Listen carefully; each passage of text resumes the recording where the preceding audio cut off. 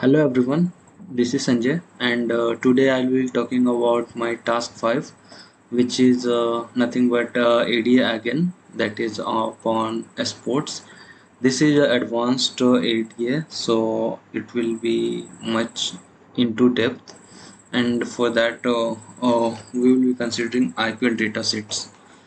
So, the problem statement here tells us about as a sports analyst, find out the most successful team, players, and factors contributing win or loss of a team.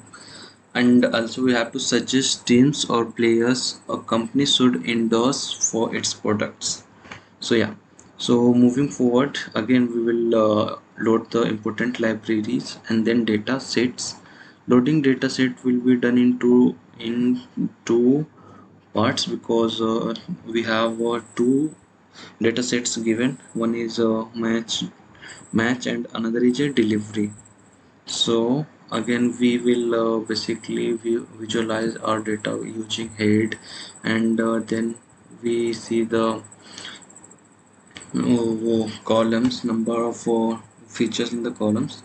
Again, going down the line, we see that these two separate databases are interlinked, as these two depends on one another, because after all these two are data from same matches and same type of data sets. So we have to actually merge these two so that we can have better insights altogether. So looking at the descriptive info, so merge.describe describes much more about the numerical data because it doesn't consider the categorical data. So it tells about the count, how many numerical data are present, then mean, standard deviation, minimum value, then also tells about the quartiles. So 25%, 50%, 75%, and the merge info tells us about the all data features, that is like what kind of data types it has, if there is a null value or not, number of columns, and like that. And we'll be using print and visualize to the things. Now it's a good idea to see any anomaly or to have descriptive glance over our match dataset, as this will be a helpful step in EDA. So this describe include all. If we pass this parameter in the describe module, then it will be showing all the results. Nothing will be escaped. So it is a much wider way to view our data. Again we see the match dot head, the data frame, and so we will be doing data processing, pre-processing, and like that. So this is very huge amount of work, so we need to hurry.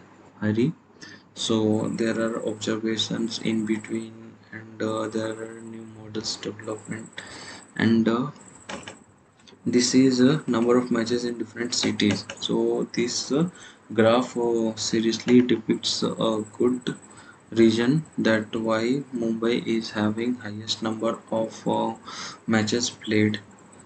And going ahead, we see similar trends in the number of matches played each year. So this graph tells us about total number of matches in different seasons. So 2011, 12, and 13 particularly win that these three are uh, years where most number of matches has been played. Also number of matches played by individual teams. So Mumbai Indians has played most number of games because they are the trophy winners for most of the time. So for that reason, it is evident that there are most number of games they have played.